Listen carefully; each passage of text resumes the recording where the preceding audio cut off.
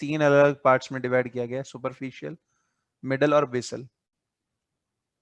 Superficial जो होती है वो सबसे ऊपरी लेयर होती है, upper most layer, rectangular large cells होंगी यहाँ पर। Middle layer 2 to 3 polygonal cell से बनी होती है, और बेसल लेयर जो है वो क्यूबॉइडल सेल से बनी होगी। इसलिए मैंने कहा कि इनरमोस्ट लेयर जो होती है कंपाउंड एपिथेलियम में वो क्यूबॉइडल भी हो सकती है। ठीक है, एग्जाम्पल है इसका रीनल पेल्विस, यूरेटर और urinary bladder.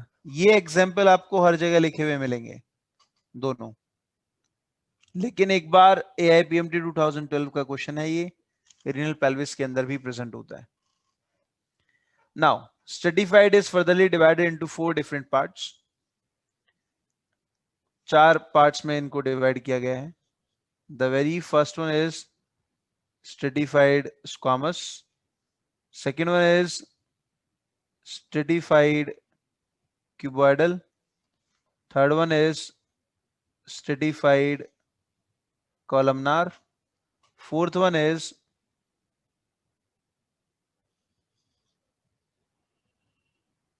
stratified ciliated columnar। तो ये इनके 4 टाइप्स हैं। अब यहां पर सुपरफिशियल लेयर, सुपरफिशियल का मतलब जो सबसे अपर मोस्ट लेयर होती है, अपर मोस्ट लेयर के नाम पर इनका नाम रखा गया है। स्क्वामस में स्क्वामस ही होगी, स्ट्रेटिफाइड क्यूबॉइडल में क्यूबॉइडल, कॉलमनार में कॉलमनार, और सीलेटेड कॉलमनार में सीलेटेड कॉलमनार होती है। डीपेस्ट लेयर, डीपेस्ट लेयर में क्यूबॉइडल कॉलमनार प्रेजेंट होगी, लेकिन जो लास्ट 2 टाइप हैं दैट इज स्ट्रेटिफाइड कॉलमनार और सीलेटेड कॉलमनार स्ट्रेटिफाइड, दोनों में कॉलमनार होती है।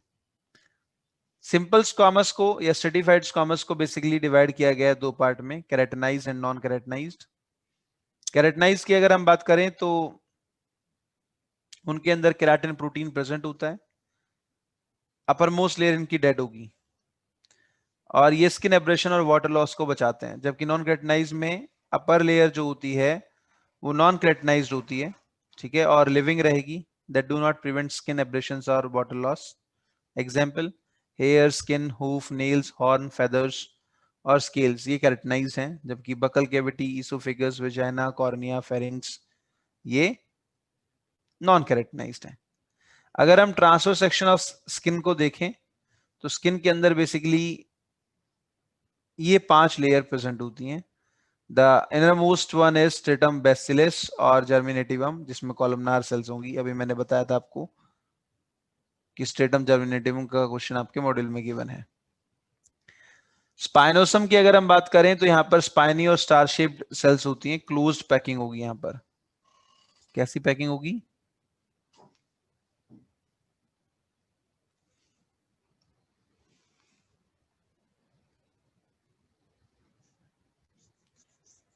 Closed packing.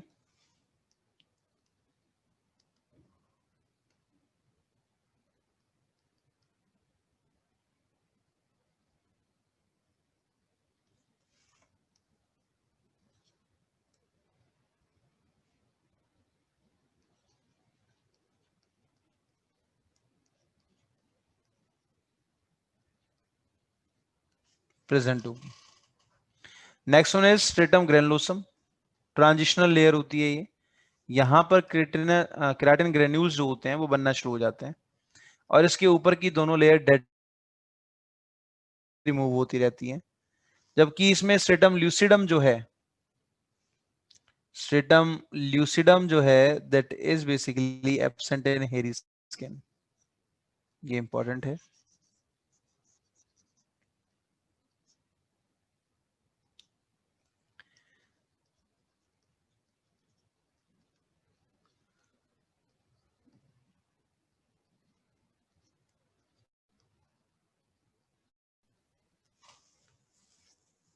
हेयरी स्किन जहां पर प्रेजेंट होगी वहां पर ये एब्सेंट होता है।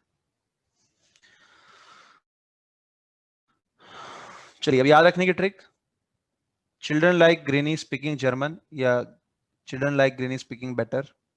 ठीक है, इसके नीचे बेसमेंट मेम्ब्रेन होती है जो कि कनेक्टिव टिश्यू और एपिथेलियल टिश्यू दोनों से मिलकर बनी होगी। अपर लेयर को एपिडर्मिस कहते हैं और लोअर लेयर को डर्मिस कहते हैं, और ये क्वेश्चन पूछा जाता है। Dermis is formed by, dermis is basically formed by, Connective tissue. किससे बनता है भाई, जल्दी से बताओ, कनेक्टिव टिश्यू Connective से tissue. बनता है। Connective tissue. Correct, connective tissue से बनता है ये याद रखना है बेटा आपको, ठीक है। ऐसे ही सिंपल सिंपल क्वेश्चन आते हैं आजकल। कनेक्टिव टिश्यू, इसके अलावा कनेक्टिव टिश्यू में भी कौन सा, loose connective tissue, loose connective tissue. आगे पढ़ेंगे हम इसको,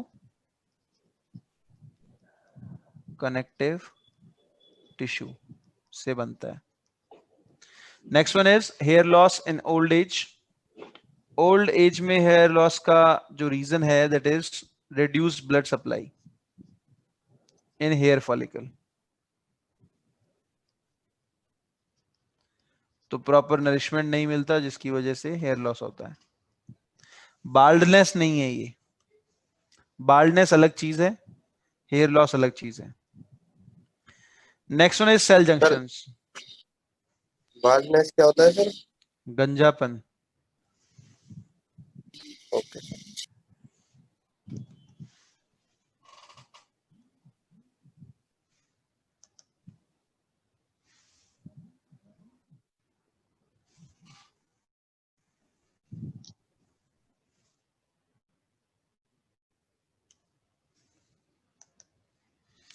चलिए next one is cell junctions.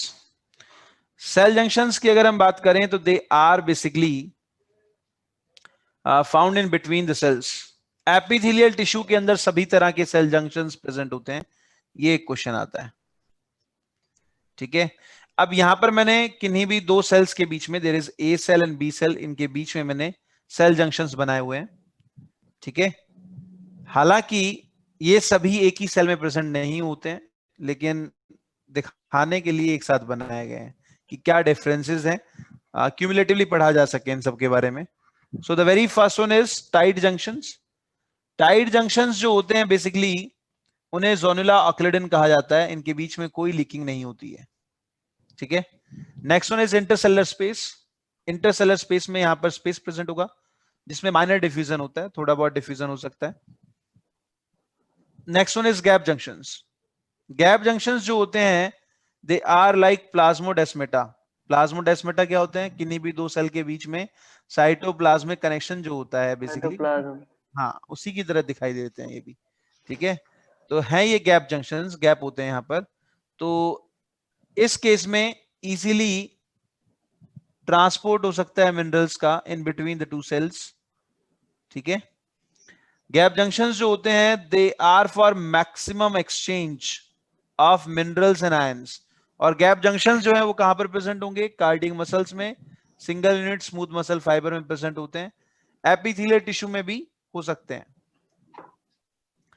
Next one is intermediate junction. Intermediate junction की अगर हम बात करें तो यहां पर दो सेल्स जो होती हैं, फॉर एग्जांपल ये इंटरमीडिएट जंक्शन का स्ट्रक्चर है, ये किन्हीं भी दो सेल्स की वॉल है, इनका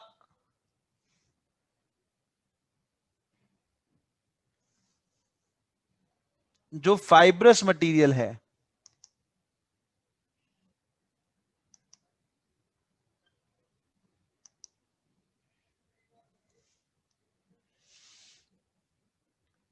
वो कंडेंस होकर प्लैक की फॉर्मेशन कर देता है, इस तरह से कंडेंस हो जाएगा सेल्स के बीच में, इसको हम कहते हैं प्लैक, ठीक है। और जो माइक्रोफाइबर्स हैं वो toward cytoplasm of the cell, cell के साइटोप्लाज्म की तरफ इस तरह से इलोंगेट कर जाते हैं साइटोप्लाज्म के अंदर। ये जो फाइबर्स हैं they are actin like microfilaments, actin like micro filaments. तो बेसिकली ये दो सेल्स को आपस में जोड़ रहा है, जोड़ने का काम कर रहा है, ठीक है।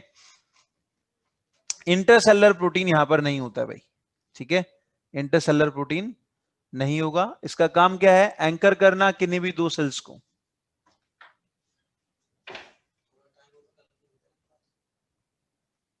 हाँ लिख देता हूं, लो एक बेटा एक चीज फिर से नोटिस कीजिएगा, ये आपकी कल की जूम आईडीज हैं,